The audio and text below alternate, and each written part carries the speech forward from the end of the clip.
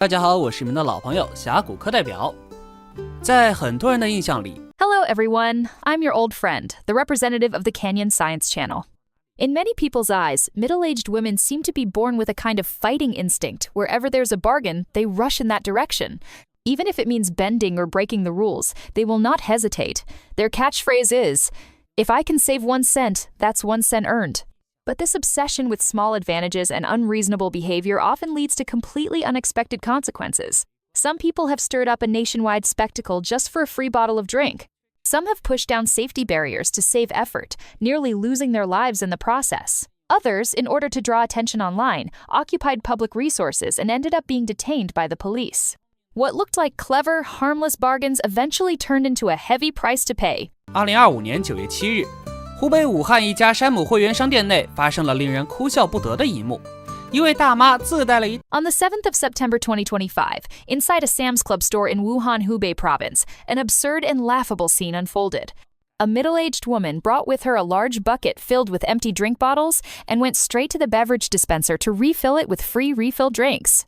When the staff saw what was happening, they hurried over to stop her. However, the woman completely ignored them and insisted on filling her huge bucket to the brim before leaving with satisfaction. A customer on the scene recorded the entire process and uploaded it online, immediately sparking heated discussions among netizens. Some joked, "Didn't it say free refills?" It didn't specify what size the cup should be. Others laughed, saying, "That must be the biggest bucket in her house. If she had one of 180 liters, she probably would have brought that too."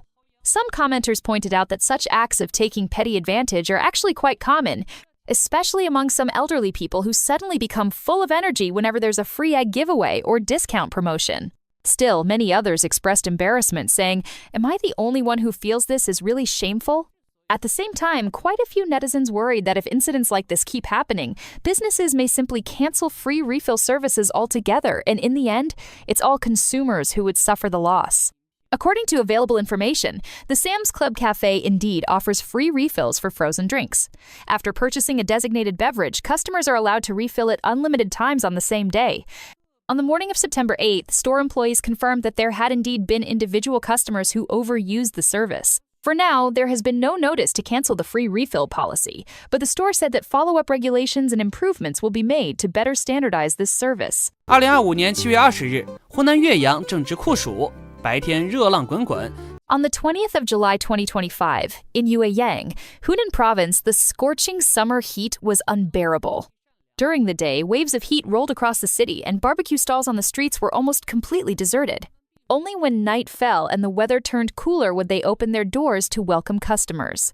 The owner of one of these barbecue shops was a kind-hearted man. Seeing that sanitation workers had to labor tirelessly under the blazing sun and that many shops were closed for the heat, leaving them unable to buy water, he decided to use his own money to buy a refrigerator and bottles of mineral water. He placed them by the roadside to provide free cold drinks to sanitation workers and passersby. But who could have imagined that his goodwill would be abused?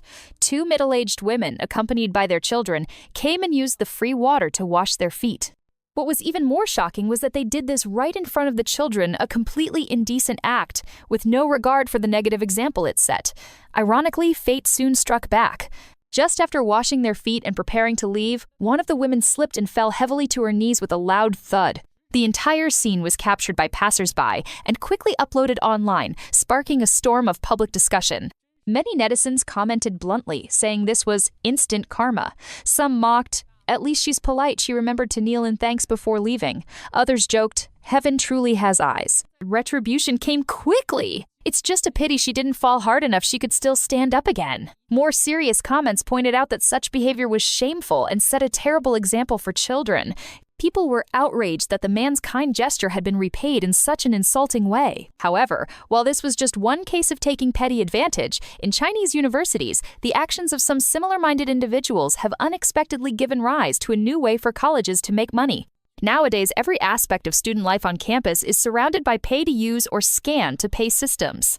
What's surprising is that the entire phenomenon can be traced back directly to those aunties who used to sneak into campuses to get free water.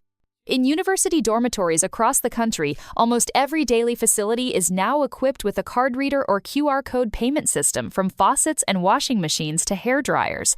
On the surface, it looks like technological progress in campus management.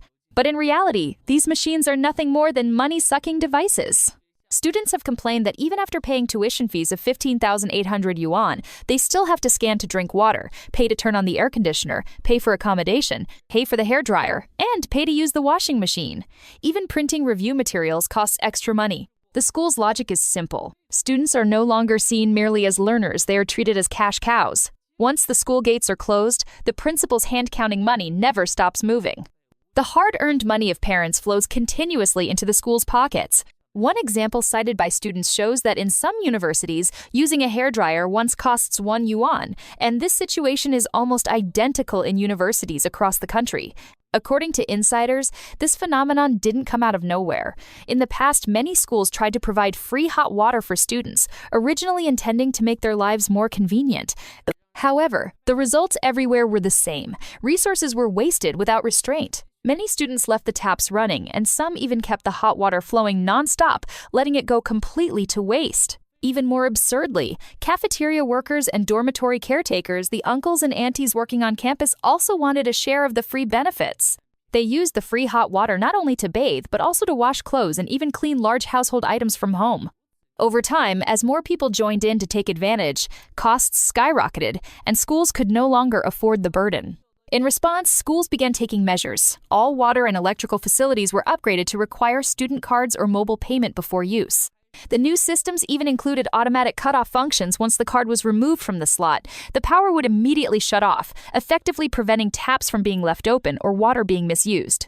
While these steps did successfully reduce waste, they also revealed something else. Charging students brought in substantial revenue. Since students had no choice but to pay for these basic needs, schools realized why not charge for everything?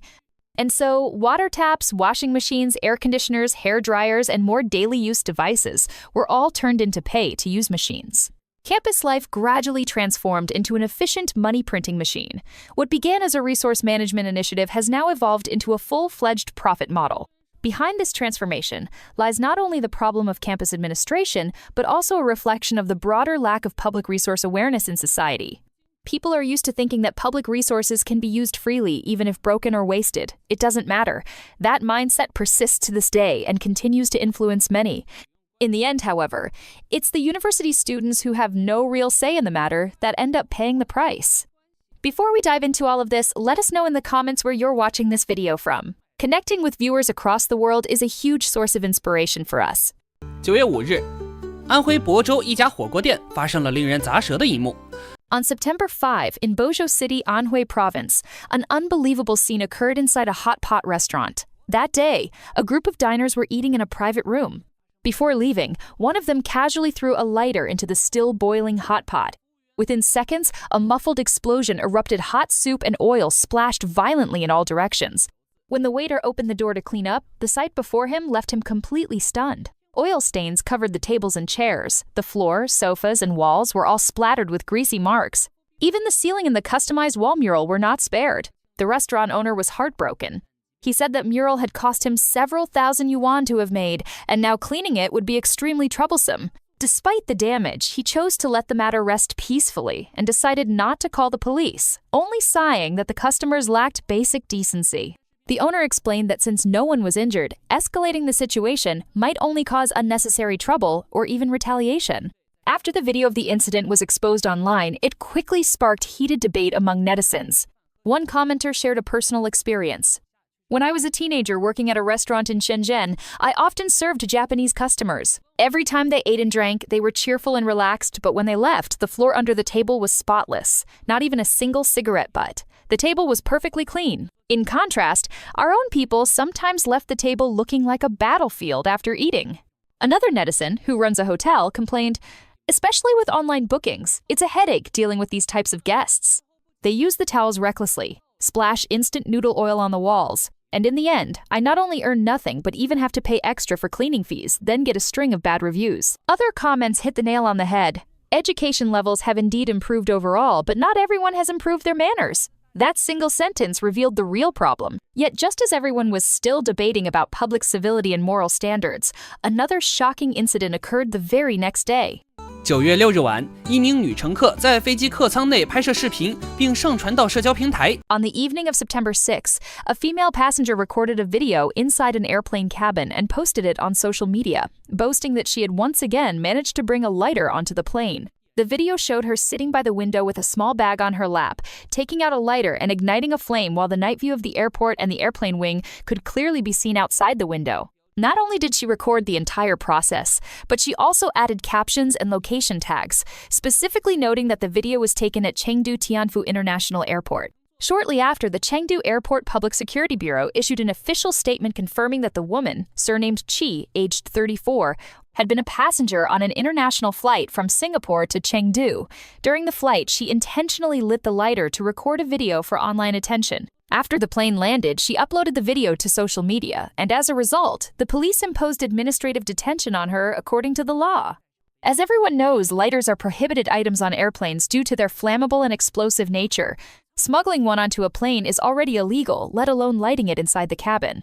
Such behavior not only endangers flight safety, but could lead to catastrophic consequences. What's truly baffling is that instead of avoiding such a dangerous act, she treated it as something to show off. This reflects a troubling phenomenon. Some people lack the most basic sense of right and wrong. They don't even realize that what they are doing is seriously wrong. In their minds, doing what others don't dare to do makes them feel special or superior. They see breaking rules and crossing boundaries as a sign of courage or individuality. Yet this distorted sense of value is not only absurd, but also alarming. Because when a society starts to treat rule-breaking as a badge of pride and reckless behavior as bravery, what follows will not be excitement or freshness, but the seeds of disaster waiting to happen.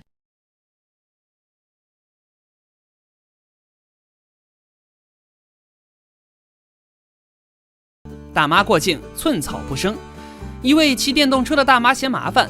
An auntie passes through, and nothing grows in her wake. An older woman riding an electric scooter disliked the hassle and refused to circle around to the intersection ahead. Instead, she simply went hands-on and pushed down the guardrail separating the motor vehicle lane from the non-motorized lane, then cut straight across the road. She ignored the heavy flow of traffic and forced her way through the motor vehicle lane. This behavior not only put her own life in danger, it also interfered with vehicles driving normally. Seeing this, many people broke into a cold sweat on her behalf. If an accident had really happened, the price to pay would not be offset by saving a bit of trouble. After the video was posted, the comment section boiled over. Some scoffed with sarcasm. Wrestle with heaven and earth, fear no hardship, dare to think and to act worth promoting. Others mocked. If there's no road, then create one so reminiscent of that pioneering spirit from the Revolutionary era. But there were also clearer voices pointing out that such actions reflect deeply entrenched problems among some of the older generation, a habit of being overbearing and a mindset of entitlement. Another netizen put it more bluntly, a representative of an era when they were young, they were poor and domineering. Now they still think about privileges all day long.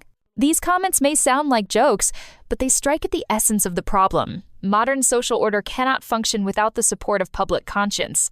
So-called public conscience means that in public settings, one can consciously follow rules, respect the rights of others, and uphold public order both as an awareness and as actions.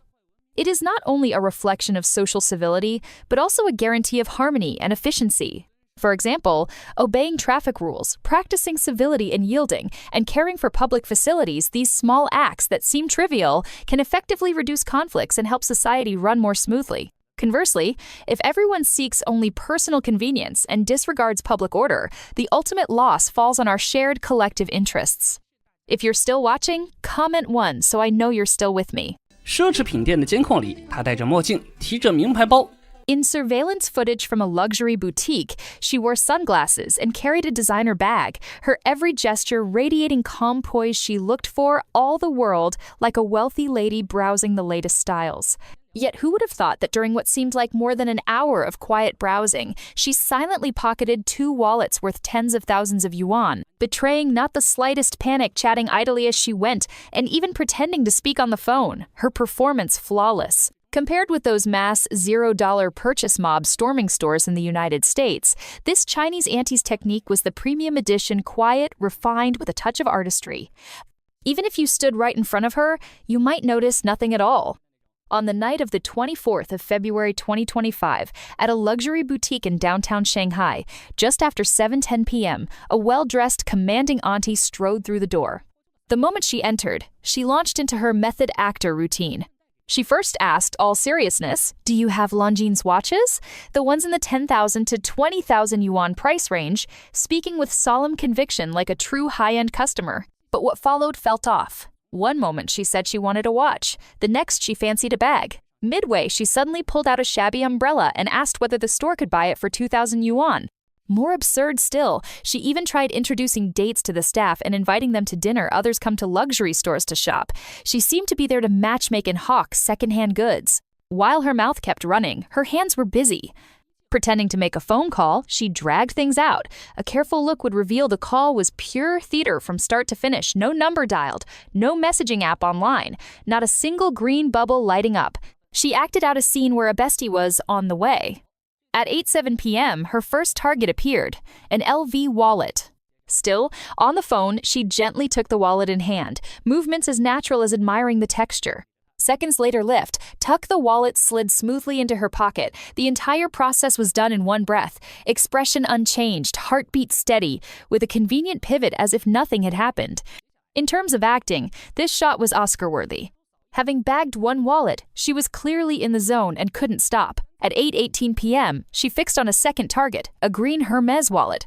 This time, she was even more cautious, first placing it beside a larger bag to block others' line of sight, then staging a little organizing my tote routine. The motions looked casual, but every bit was set up to create an opening. On camera, her hands were ostensibly rummaging, but her mind was on the wallet. She tried slipping it into her pocket, but found it full with the LV nestled inside.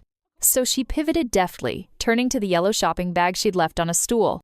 Each step flowed naturally. She occasionally glanced up at the camera like a seasoned pro. The first two attempts failed. On the third, she finally slid the wallet into the bag. To avoid suspicion, she even took out a laptop, gave it a little show and tell, then put it back, pressing the wallet to the very bottom and erasing its trace. Without the surveillance footage, who would have guessed she'd already made off with two luxury wallets? Better yet, she kept telling the staff, "Oh, I can't bear to buy this bag, just hoping to snag a bargain." Who would imagine she had already snagged two items and was still acting like she'd gotten nothing? From beginning to end, her phone never connected to a network, and no chat app was logged in. She said, "Add me on WeChat," then followed up, "I'm using a work phone, can't add private contacts," an airtight script of misdirection. Even the long phone number she rattled off was made up on the spot quick as a little con artist prodigy. She even asked someone to take her photo to show a friend, then performed another scene, "Send me your business card and I'll contact you later." Immersed, poised, not a crack showing. The act ran from 7:10 p.m. until 8:31 p.m. She lingered in the store for a full 1 hour and 20 minutes. By the time she stepped out, two top-tier luxury wallets lay securely in her bag. The whole zero-yuan purchase operation flowed as if rehearsed countless times, smooth, seamless, leaving no trace. If not for the store's surveillance, no one would have believed she came to steal. You think that's the end? Hardly. The next morning, as staff opened up and did routine shelf checks, they immediately sensed something was wrong. That Hermes wallet, which had been reserved by a client the day before, had vanished into thin air. Heart-sinking, they pulled the footage and were stunned on the spot. It had been lifted by that warm, chatty, seemingly harmless auntie from the previous night. Worse, the staffer, exasperated, posted the video online, intending only to warn peers. But once it fermented, it blew up the entire luxury circle. Peers watched the footage and exclaimed in unison, "Hey, I've seen this auntie!" Some quickly realized that several valuable items had recently gone missing from their own stores. The culprit might be her. Comparing notes, they understood this was no ordinary customer but an auntie who specifically targets luxury boutiques. As stores combed through footage and details, things grew wilder. Everything she wore or carried: sunglasses, handbag, the jade bangle on her wrist, the laptop in her tote, even that seemingly ordinary umbrella all had a backstory.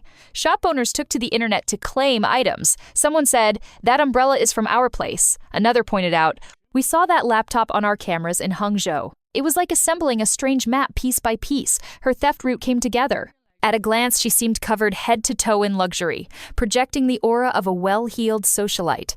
The truth, 8 or 9 out of 10 items were the spoils of zero-yuan purchases. She didn't even spare the odds and ends like umbrellas. Never mind high-value hard currency pieces like Hermes and LV. One commenter quipped, "This isn't a shopping trip, it's a sweep of the city." Netizens tallied the trophies as they watched. The sunglasses had no claimant, maybe truly hers. The Dior bag on her back looked like a vintage piece, also unclaimed. Perhaps genuine or perhaps of dubious origin.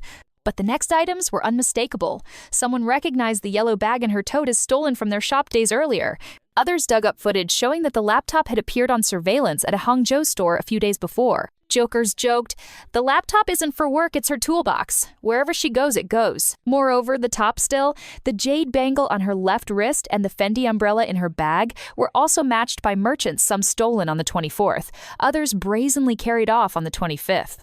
At this point, who would mistake her for a shopper? She was clearly a seasoned hand roaming from street to street, making her way by 0 yuan purchases. As for the two priciest items, the LV wallet and the green Hermes wallet, the surveillance captured the entire sequence. The green Hermes, in particular, was sold the very next day to another luxury goods peer, who later checked the footage and realized it wasn't hers to sell. Her technique was indeed clean and tightly linked, but she still got caught. Too many people recognized her.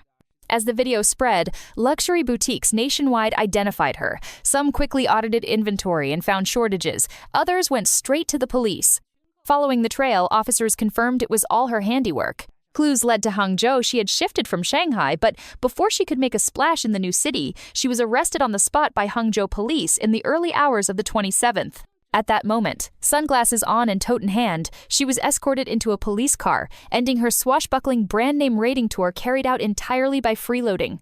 The image of her being led to the cruiser left many netizens exclaiming how outrageous it was. Still the same sunglasses masking her face, still carrying the bag, expression calm, as if she were still inhabiting last night's role and hadn't realized the show was over.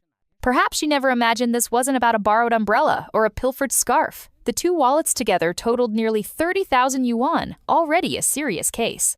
More jaw-dropping, when police brought her in for questioning, she just poured out the origins of her gear in one go. Which wallet was stolen, which umbrella was lifted on which day, which laptop was found in which store. Before long, even she couldn't remember how many times she had struck. Only the merchants could step forward one by one to claim items. In the end, the police simply photographed everything and published it for a public claiming session, the scene rivaling a lost and found fair. Many merchants laughed bitterly. "We thought customers were returning items out of dissatisfaction. Turns out they'd been lifted." Adding irony, her classic disguise of sunglasses plus mask reminded many of last year's group of Chinese aunties who went to Wall Street to grab gold. Some joked, could it really be the same crowd? Back then we said they were buying gold. Now it seems maybe they weren't buying, they were stealing. So don't laugh at $0 purchases in America. When Chinese aunties get going, they're no less formidable. The only difference is others rob loudly while she steals quietly, but her rank is clearly higher. Today, the term Chinese dama has already entered the Oxford Dictionary, described as refined and referring to affluent middle-aged or older Chinese women favoring luxury consumption, fond of wearing sunglasses, and forceful in shopping style. Funny, isn't it? Affluence may be an appearance. The luxury is real, but the money may not be theirs. Some people's gloss is stacked entirely through 0 yuan purchases. This time, she merely brought the method home. If one day she were to travel abroad to steal bags and watches, that would be losing face on a global scale. 你见过有人买站票却理直气壮地赖在别人座位上不走，还反手开骂、动手打人的吗？有人嫌冷要毛毯不给就要投诉，有人炫富、炫律师却连张坐票都不买，还有人张口就是年轻人不让座就该吃屎。Have you ever seen someone buy a standing ticket, then righteously sprawl in someone else's seat and refuse to move, going so far as to hurl insults and throw punches? Someone complains it's cold and demands a blanket, threatening to file a complaint if they don't get one. Someone flaunts wealth and brags about having lawyers, yet won't even buy a single seat ticket. Someone else opens with, "If young people don't give up their seats, they should eat shit." Each of these absurdities happened right there in the train carriages we all know, when respecting the elderly is treated like an immunity idol, and being in the right becomes, whoever's loudest is right. Maybe it's time we talk seriously. Who is exploiting morality, and who is breaking the rules? Don't give up your seat, eat shit. In many areas of life, respecting the elderly and caring for the young has long been praised as a virtue, rightly so.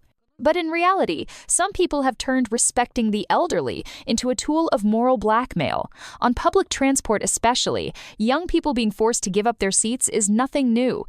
Yet some elders, relying on their age, behave without any bottom line at all.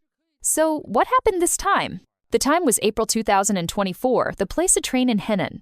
Perhaps due to the Qingming holiday rush, a middle-aged woman failed to get a seat ticket and bought a no-seat ticket instead. A quick primer. In China, high-speed rail tickets come in seat and no seat.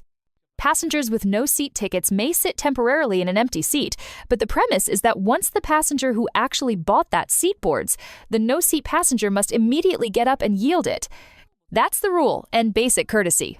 After boarding, this woman first sat in an empty seat, which in itself wasn't a problem. But when the young passenger who actually bought the seat arrived and asked her to move, she didn't budge. Not only did she refuse to stand, she struck a pose of, "I'm not going anywhere, what can you do about it?" The young man wasn't a pushover and insisted on sitting according to the ticket. The woman exploded, shouting across the carriage and wielding moral blackmail like a weapon. If China's young people can't even handle such a small thing, what does China need young people for? All young people can go eat shit. The carriage fell silent for several seconds. In her eyes, it seemed, young people exist solely to make her life convenient and comfortable. If they don't give up their seats, they deserve scolding and humiliation. I'm older, so you must yield to me, a mindset impossible to accept. When the video hit the internet, commenters piled in. Some said her accent didn't sound Henan, don't embarrass the locals. Others said if she has kids, they hoped those kids would stand up and apologize. Many cut to the heart of it. If you bought a no-seat ticket, you should stand as the rules require. If you really don't feel well, you could buy a seat ticket or wait for the next train. A woman who can stand and yell hardly looks unable to stand. Behavior like this disrupts public order and should, by law, be grounds for detention. Truth be told, elders truly worthy of respect never throw their weight around because of age. They understand how hard it is for the young and know that respecting others is the prerequisite to being respected. There's nothing wrong with respecting the elderly, but it is not an excuse for doing whatever you please. I'm sick, so I'm right. By ordinary reason, whether on high-speed rail or a regular train, you sit in the seat your ticket entitles you to basic common sense, right? Yet some people treat themselves as VIPs of the whole carriage, convinced no rule applies to them, even thinking it perfectly natural for one person to occupy multiple seats. In 2023, on a train in Liaoning, such a legendary auntie appeared. She had only one ordinary seat ticket but sprawled across 3 hard seats like they were her bed. The carriage already had plenty of boarded passengers, yet she lay there without a care. Those seats had already been purchased by other riders. This was blatant occupation. The attendant hurried over. "Auntie, you bought a seat ticket. These spots all belong to other passengers. What you're doing violates the rules." The staff patiently offered to help coordinate and see if there was an available seat to adjust to, but asked her to cooperate by producing her ID. You'd think reason would solve it. Instead, the woman doubled down. "I can't sit. If I sit, I'm done for. I have problems with my legs and heart. I can only lie down." At that, many bystanders frowned. If you can't sit, surely you can at least stand. How did you even get on the train, leap aboard? And if your legs prevent sitting, why not buy a sleeper? Why make others pay for your special circumstances? The video was uploaded and the internet erupted. Some asked how she boarded in the first place. If she's truly ill, why didn't she pay to upgrade to a sleeper? Others suggested calling the police if she wouldn't cooperate and adding her to a blacklist. Some pierced the core, claiming a leg problem yet refusing to buy a sleeper and forcibly occupying other seats. How is that different from theft? In fact, passengers who play the "I'm sick so I can do as I wish" card aren't new. On Chinese trains, you'll run into a few every other day treating the carriage like their home and the rules like thin air. In December 2018, on a train from Jilin to Shenyang, another woman staged a similar act. Railway police received notice. In car 3, a passenger was occupying 3 seats and sleeping soundly. When officers arrived, the woman was unmoved, refusing to cooperate with any ticket check and even unwilling to show ID, clinging to the seats and refusing to go. When officers identified themselves and asked for cooperation, she grew more brazen. "Cut the nonsense. If you've got the guts, shoot me." Everyone present was stunned. "No blanket? I'll complain." In September 2023, a video went viral of a woman on high-speed rail complaining it was too cold and making a scene demanding a blanket. According to eyewitness Mr. Zhang, as soon as she boarded, she kept complaining the air conditioning was too cold, very agitated, even demanding they switch it off. Staff were willing to nudge the temperature up a bit to make her more comfortable, but she refused, adopting a hardline stance. The crew must immediately bring her a blanket. The conductor came to mediate, explaining patiently that second class on high-speed rail does not provide blankets, only business class passengers have that service. The woman grew even more upset. "I'm a cancer patient. My health is poor. What's wrong with asking for a blanket? Your train is terrible and the service is bad. If you don't give me one, I'll file a complaint." As her emotions escalated and the situation risked spinning out of control, the conductor, out of options, had a crew member fetch a blanket from business class, which barely calmed matters. After the video surfaced, opinions split. Some were sympathetic. Aircon on high-speed rail can indeed be strong. After sitting a long time, it's easy to feel cold. If she truly has health issues and is a cancer patient, extra care and warmth are needed. Others suggested introducing a paid blanket rental service or setting different temperature zones by carriage area to give more choices. But many criticized her attitude. It's fine to make a request, but not to explode at the outset. Loudness does not equal rightness. In public spaces, reason and polite communication are key. Later that afternoon, reporters called high-speed rail customer service for details. Staff replied that first and second class do not provide blankets. Only business class does. If a passenger feels unwell and has special needs, they can inform the crew, who will do their best to coordinate. But the final handling depends on the actual situation on board at the time. Annual salary of 20 million yuan and still hogging a seat. We've seen rich people, but using money as an excuse to steal a seat now, that's a first. In August 2023, a man boarded a train from Hangzhou to Fuyang. Though holding a no-seat ticket, he swaggered right into the seating area and plopped down with a "I'm loaded, who can touch me?" air. When railway police came to persuade him to get up, he erupted, slamming the table. "If you dare lay a finger on me, I'll call 110 right now and have you thrown in jail." He then launched into a wealth-bragging monologue. "I have my own lawyers. I spend 100,000 or 80,000 yuan a year on lawyers. So what?" He added by way of self-introduction. "I make over 10 million to over 20 million yuan a year. How is that your business? I'm really busy, calls one after another, okay?" Apparently he was so busy he didn't have time to buy a seat ticket. More outrageous still, he actually called the police on the spot, solemnly complaining that the officers were trying to force him out of the seat and shouting that they were going to use violence. A person in the know revealed the video was shot by his sister, sitting right beside this tycoon, who watched him occupy the seat from the moment he boarded and never intend to give it up. The officers tried for half an hour without success. To avoid delaying the train, they could only let him remain temporarily until disembarking at his destination. But it didn't end there. The next day, the Hefei Railway Public Security Department announced that the man had been placed under administrative detention in accordance with the law. Netizens applauded justice served. Some joked, "Where are those lawyers he spends 100,000 or 80,000 yuan on each year drinking with him?" Others laughed, "This isn't flaunting wealth, it's flaunting drunkenness. How many peanuts did he drink?" Bottom line, no matter how much you earn, you follow the rules when you ride the train. You can't bully a whole carriage. Money can't shield you from the iron face of the law. Occupying your seat? Tough luck. In September 2018, on a high-speed rail from Chongqing to Chengdu, another farce unfolded. A woman in her 60s, with only a no-seat ticket, sat herself shamelessly in someone else's seat and acted utterly justified. The conductor tried for ages to persuade her, but she ignored him, her arrogance jaw-dropping. Passengers throughout the tidy carriage couldn't bear it and condemned her behavior, but she felt no shame. Instead, she played the H card. "I'm old, my arms hurt, my legs hurt.